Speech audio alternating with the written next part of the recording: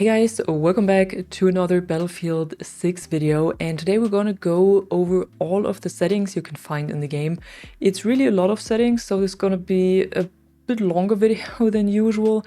But first of all, thanks to EA for sending me a code for the game and also for inviting me to a preview so I can prepare these videos for you. And we get right in with the settings on accessibility, and here first of all, menu narration and subtitles is off for me. If you need the subtitles, you can leave them on, and then you can set some additional settings right here, like the size of them or an outline or the opacity. Then we have the volume, and here's a tinnitus setting.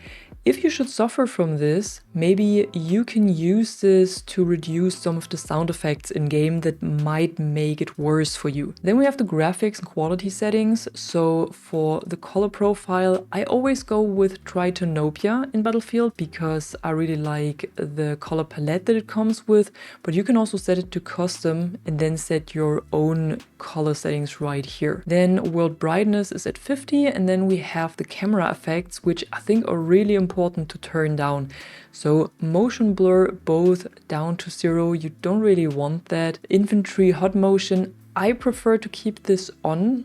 If you don't like it, keep it off, but it's really just slightly moving. Then camera shake amount, turn it all the way down to 50. It will affect everything around you. It will affect your screen and how much it shakes from explosions. And this can also affect your aiming stability, so just turn it off or just turn it down all the way to 50. Then reduce sprint camera bobbing as well, especially when you easily suffer from motion sickness. You should turn this on so your screen will not move that much when your soldier is running. Then chromatic aberration, turn this off as well for a clearer picture. And infantry crosshair protection, if you keep it on, the crosshair will always be where you are actually aiming. So if the screen is shaking or if your soldier is shaking and your crosshair moves a little bit, then the crosshair is still where you are actually aiming.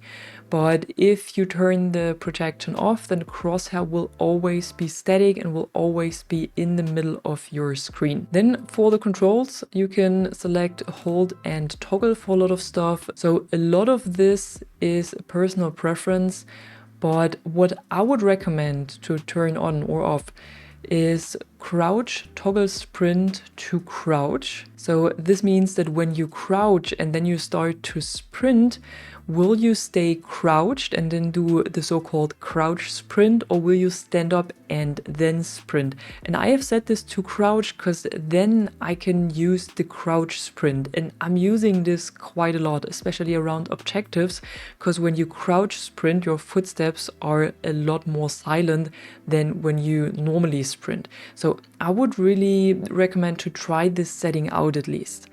Then I have set crouch slide to crouch toggle. So I only want to go into a slide when I'm toggling the crouch button and not when I'm holding it. Then I have double tap crouch for sprint slide turned off. I don't want to double tap the crouch button to go into a slide. I only want to tap it once. Then interact and reload, I have prioritize interact. This is set by default and you have to try out what works for you. There are different settings. You can prioritize reload. You can also go tap for interact and hold for reload, or the other way around. Keep it like it is by default, and only if it feels strange for you or if you run into issues with it, then try a different setting here. And then for the rest, it's also like it is by default. But these settings up here are really important, because what happens is that when I'm tapping crouch once while sprinting, I can slide. When I hold it while sprinting, I do the dolphin dive. And when I start sprinting while crouching, I do the crouch sprint. And then I only have to tap crouch again, or I have to tap the space button or the jump button to get up and normally sprint. And I feel like this is a lot more intuitive, so I can really recommend to try this out. Then controller vibration is off always for me when I'm even playing with a controller. If you've turned it on though, You can also select your vibration mix. Then this is turned off by default, so I kept it like that.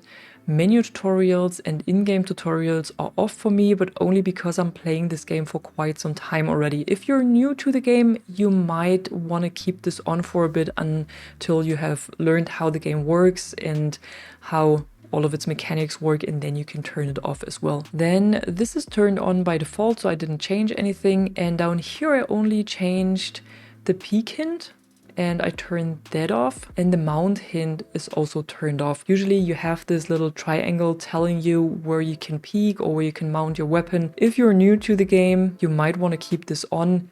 If you have played it for a bit, you can turn it off because I think it's just getting too distracting after a while. Then moving on to gameplay, we have the invert looks and everything. Then there is hold toggle again. So this is just coming back from the accessibility settings. We already talked about this. Then capture area outline. So in Battlefield 6, you have like a chalk outline around all of the capture areas. So you know exactly where they start and where they end, and you don't have to look at the minimap.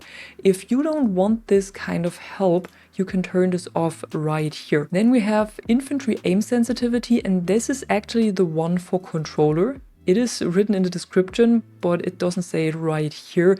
So infantry aim sensitivity is controller, and then for the mouse aim, you have the mouse aim sensitivity. This is 30 for me at 650 DPI, but this is personal preference. So you really have to try what works best for you. Sprinting again, then all of this is what it is by default. So I have not changed anything right here. What you can change here if you don't like it is the animation for the landing roll. So for the combat rolls you can do when you jump from a height and then you hold control or you hold the jump button and then your soldier is doing this roll. If you don't like this animation that your camera is rolling with your soldier, you can turn it off right here. Maybe this causes motion sickness for you, just turn it off right here. And you can also change the mount type where you want to be able to mount your weapon. For the peak type, you can do the same. Then you have the interact and reload again. And you can also, if you're coming from an older Battlefield title, you can invert the demolition charge. Then there is the vehicle aim sensitivity and vehicle mouse aim sensitivity. So here again, the first one is for controller, second one is for mouse and keyboard. I've set it to this value, again, totally personal preference. Then there are other control sensitivities. I would not recommend to turn on helicopter control assists. Might sound tempting because then the heli is just hovering if there is no input applied, but this can mess up your flying, and I would recommend to turn it off and just learn flying like this and not with the assist. Then vehicle aim relative controls, this is turned off by default, and I would also recommend to keep it turned off. What this means is that when you're looking towards the front of your tank and you press W or you press your stick forward, your tank will drive forward. But when you look towards the back of your tank and then press W or press your stick forward, the tank will also drive into this direction, always just by pressing your stick forward. So I would recommend to keep this turned off unless it really feels strange for you because you got used to it on a completely different game or something, then you might want to turn this on, but I would recommend to turn this off. What I would recommend to turn on though is decouple tank turret aiming from turning. And this means that with the option turned on, that your tank turret is aiming independently from the tank turning. So you can still aim at a point with the turret and turn the tank below your turret, and your turret won't change and your aiming won't change. If you have this option turned off, then you will drag around that turret the whole time when you turn your tank, and this is always a bit annoying, so I would recommend to turn this on. Then we have separate settings for the campaign, if you're even playing the campaign. So difficulty, I've done some challenges that you can do on recruit, so it's set to recruit right now. Normally it's on regular. Then you can disable the HUD if you want to, or disable it after a while. Then you have the tutorials again and also the subtitles, but you should be aware that if you turn it on here for the campaign, especially the subtitles, because maybe you want that for the campaign, you will turn them on for multiplayer as well. So once you're done playing the campaign and you don't want them in multiplayer, you have to turn them off again.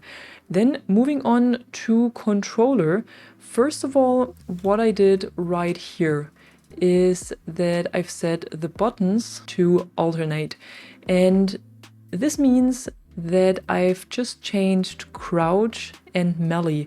So the melee takedown would be on circle on a PlayStation controller, because I'm playing with a PlayStation controller, and on the right stick, when you press it, there will be crouch. I think this is the most intuitive setting. If you want that as well, you need to change the buttons to alternate. Then for the control settings right here, this is a lot that actually comes back what we already had. So we have the sensitivity again set to 40. I've kept it like this. Then we have the field of view that also comes back the later setting. So it's 110 for me. The vertical aim ratio is 45, which means that my left-right movement with the stick is almost twice as fast, or actually more than twice as fast as my up-down movement with the stick. Feels good for me, but something that is definitely personal preference. Uniform infantry aiming, keep this turned on. It's also set to the perfect value now, so you won't have to change anything right here. You can keep it like this. Then the aim assist again, infantry aim curve, the aiming left-right acceleration, something that is personal preference. I like it on 50. I would not put it up to 100, I think, because it would be too much. If you don't want any acceleration at all when turning left and right, put it all the way down to 0. Then there is the toggle and hold again. We have the option to double tap forward if you want this option on controller. And then down at zoom, I've changed the steady scope right here. I've set this to the left trigger. That's what I'm always doing, because it means that when you play as a sniper, that your soldier will hold breath in the moment you aim down sights with the sniper rifle, and you won't have to hold an additional button anymore. So that really helps when you're playing as a sniper and makes it a lot easier, especially on controller. Then the infantry zoom aim sensitivity is down at 90 for me. So when I'm aiming down sights with a weapon, my sensitivity is 90% of the sensitivity I have when normally turning left and right, but not aiming down sights. And then I didn't set anything for the separate zoom aim values, because I think it feels pretty good with the settings I have made before. Then there are some other settings again, like the mounting, for example, side and up and so on. So we've went through all of these settings already. They're just coming up here again, and they're all like they are by default. Then you can turn on gyro aiming if you want this, and you can also use flick look mode. But I'll probably go into this in a separate controller setting again, because this needs a little bit of explanation, but I'm not really using it at the moment, so I would have to get into this as well to properly explain it. Then we have the ground vehicles, and here you can also expand it again. So here you can set vehicle sensitivity and everything. Here I've set the field of view all the way up to 83 for the vehicles. And then the rest is pretty much the same. The input curve is Battlefield 1 and 4, like I had already said before. Aiming left-right acceleration is 50. Then decoupled tank turret aiming from turning. I had already explained this before, so it's all just coming back here. And this is basically all like it is by default. I also didn't change the buttons or anything for the vehicles. Also not for the transport vehicles, for the aircrafts, nothing. This is all like it is by default, only the control settings that we've already looked into. The only thing I've changed again is down here, right at the bottom, the controller tuning. So here again, you can set the vibration and the vibration mix, but here you can also set the dead zones. And here I've set the center dead zone for both sticks down to 10, the axial dead zone down to 5. The threshold is at 100, of course, and then down for the triggers, I've set the threshold down to 30 for both of them. You can set them all the way down to 5. Now, the threshold means I only have to pull the trigger 30% to have a full input, so for my weapon to shoot, basically. But it also means when I would set it down to 5, that I would have to release the trigger all the way to have another input. You might run into the problem that you're not shooting anymore because you didn't not fully release the trigger. So that's why I prefer to set it somewhere between, let's say, 10 and 30. And then we basically have all of this for mouse and keyboard again. So mouse sensitivity, I've already went over this. Then control settings, again, the uniform soldier aiming, the aim sensitivities right here. Zoom aim sensitivity is at 90, of course, like I've said before. Field of view at 110. For the mouse, the aim ratio is at 100, of course, because I want my up-down movement to be the same as the left-right movement. For the mouse, at least. For the controller, it's something different. Then we have the click and toggle and everything again. What I changed here as well, of course, is steady scope. So instead of shift, or in addition to shift, I can hold shift as well to steady my scope if I want to. But in addition to this, I've also set the right mouse button, so the one I'm using to aim down sights. And this has the same effect. So when I'm aiming down sights with a sniper rifle, my soldier will hold breath in the moment I'm aiming down sights, and I won't have to hold shift in addition to this. Then no changes at the zoom aim values down the list. Skip revive should be at hold. I would recommend to keep it like this. Request revive on toggle makes it a lot easier to wait for a revive for a longer time than the mount preset and breakout again. Then we're gonna go into infantry and passenger keybinds, and there is one more thing I changed right here, just because it feels more comfortable for me, and that's the crouch. Usually this is set to, I think, Control and C or something, and then prone is on Z or whatever. I don't know what the default values are, but what I like is to have everything on the left control button. So you have to bind left control to this one right here, to crouch toggle and then prone hold. Which means that when you only toggle the left control button, your soldier will crouch, or when you sprint, your soldier will get into a slide. And when you hold the left control button, when you're stationary, your soldier will go prone, and when you're sprinting, they will do this combat dive or dolphin dive. So you have everything on one button, and you don't need like 5 buttons for one movement. Then again, there's the vehicle mouse aim sensitivity, completely personal preference, so just find out what works for you. Then the control settings, I've already said that the vertical flight for the aircraft is turned off for me. Then everything is like it is by default. Uniform vehicle aiming is turned off here as well. Again, decouple aiming from turning. I've already explained what this means. Field of view all the way up again, and I haven't changed anything down here. I also didn't change any of those values right here, so none of the keybinds. Keybinds are all still like they are by default. I didn't change any of the UI keybinds, and the mouse raw input is enabled, of course. Now we're gonna get into the graphics, which I think is interesting as well. I have custom on the graphics quality and performance preset, and then when I get into the quality settings, texture quality, texture filtering, and mesh is on high. Then everything from terrain down to screen space reflections is off or is down to low. Then post-processing is on high, and high fidelity objects is on high as well. I would just recommend to play around with this but set everything like undergrowth quality, terrain quality, effects quality, set this down to low. You don't really need it, and it's just eating up your FPS. Then at advanced, I didn't change too much. The frame limiter actually should be turned off. Then NVIDIA Reflex, I've set it to enabled because for some reason it just works better for me. And then everything else is just how it is by default. Then again, field of view 110, vehicle field of view all the way up. Weapon field of view, I would recommend to keep this on wide because it means that your weapon appears a little bit smaller in your field of view or on your screen than it would be when you set it to narrow. We've set all of this already. Weapon blur, world blur, camera shake and mount all the way down, reduced sprint camera bobbing on, chromatic aberration off, vignette off, film grain off, so you have a clearer picture. Then for the full screen mode, I went with borderless. I don't know if that's just a feeling, but I felt like my mouse input is a lot more consistent. And when I set it to full screen, sometimes I feel like I have kind of a weird offset or kind of a weird delay. I'm not sure if this is a bug or if this is something specific for my PC, but just if you have these issues, just try it out. Then vertical sync is off, of course, showing everything in the HUD.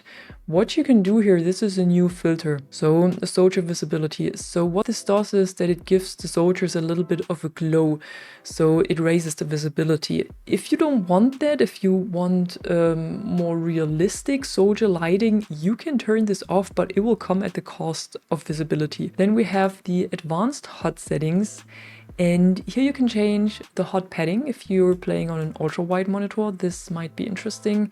Then you can turn the kill feed on or off. Then we have the minimap. You can set the size right here. Actually, the settings in general are less than we had in 2042. So you can select the minimap size, but only small, medium, or large. Then the opacity, the cone opacity, so where you're looking at, and the edge opacity. Then if the minimap rotates with your view, I would recommend to keep this turned on because it makes it a lot easier to maneuver across the maps. Then what you can turn on is interior zoom, and I think this was turned on in the beta actually. So interior zoom means that when you go into a building, the minimap zooms in a little bit, so you can see a lot better what's going on inside of the building and where enemies actually are. I found this helpful. If you're missing this as well, because I liked it in the beta, you can turn it on right here. Then the view distance for on foot, ground vehicle, and air. Unfortunately, you cannot select it yourself as well. There's only these 3 stages, so 160, 250, and 300. Just keep it the way it is. Or if it's not enough for you, you can go up with it. Then you can simplify the squad list, which means that it hides the squad IDs. The compass is on by default now, which is very nice. So you don't have to turn it on, it's on by default. Then you have some colors for the vehicle HUD and the hints again, so I didn't change anything down here. Then we have icons and indicators, so we're still at graphics, icons and indicators. The icon intensity is at 60. I would just keep it the way it is, to be honest. You can change the HUD icons. If there's anything that you don't like about the HUD icons, maybe it is ping markers. If you don't want to see them, if their opacity is too high or their scale, if they're too big or too small, you want to change it. You can change that right here. And what you can change as well is aim-based icons opacity. So how many icons do you see? And how is their opacity when you aim down sights? And there is a sender zone and there is a peripheral zone. So the sender zone is the one in the middle of your screen. And here usually the opacity is pretty low. And then when you go more towards the edges of the screen, which is the peripheral zone, the opacity gets higher again. If this is something that is distracting for you, you can change it right here under HUD icons. And then we also have the crosshairs and indicators right here. So crosshair opacity is at 100%, of course. Then crosshair intensity, I've set this up to 100 as well, because you can see it right here at the very bright areas. If you set this down, it might be harder to see your crosshair when it's bright around you. If you set this all the way up, it's a lot easier to see your crosshair. Crosshair color is personal preference, bright green for me. Then crosshair thickness is thick for me, of course, for visibility reasons. Then crosshair protection, I've already explained that before. Then we have all of the hit indicators. I've changed mine for the headshot and the kill color just because that's what I got used to in Battlefield 2042 and other battlefields before. And you can also change the hit indicator numbers right here. They're on by default. They're pretty useful in my opinion, but if you don't want them, turn them off. Or if they're too small, you can change them to medium or large, or you can change their opacity and even change their offset around your crosshair. And then all the way down, you have the chat visibility and the chat settings, and you can change all the things right here. So the height of the chat, the scale, the opacity, and whatever. If there's something you don't like about it, you can change it right here. Then moving on to the audio, I haven't changed anything right here. Hit indicator sound is on as well. The sound system is set to spatial for me because I have the Razer Kraken headset and that works pretty well with this one, and also high dynamics in the mix. Then audio runs in the background. I have this enabled as well for the stream.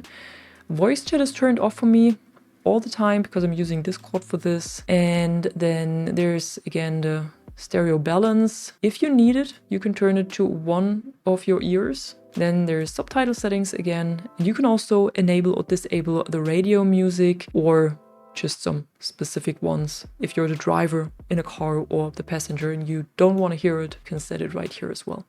Then under system, you can install or uninstall different parts of the game. So for example, when you're done playing the campaign, you can uninstall it from here. Then we have a streamer mode. And this means that when streamer mode is enabled, that the IDs of other players, so for example, your squad members or other people on the scoreboard, are hidden, and it's just random numbers and random names. And if you want the same for yourself, so you don't want to show up on the server with your name, you need to use anonymous mode. Then gameplay data sharing scoreboard ping, I would recommend to turn this on, because only then you will be able to see the ping of other players in the scoreboard. And then you have VoIP again and network graph. If this is something that is interesting for you to see more of the performance on network graph and everything, you can turn it on right here. But there's one more setting I would recommend to do, and you can find this here when I'm pressing tab. So it's right here at your friends, and then go down there under social settings. And here you can turn on or off notifications. And I have muted all of the notifications that usually pop up right here. So when a friend of you is coming online and when they go offline and when whatever they're doing, so you can mute all of this like I did, for example. You can also do this separately for friend requests, for invites to a party. If you want to get them, just keep them on and turn off whatever you don't like for example, people coming online. So I hope this helps you to find the best settings for you and for your playstyle. And if it does, be sure to drop a like and subscribe. And I'm gonna see you in the next one. I'm the Catwoman and you are awesome.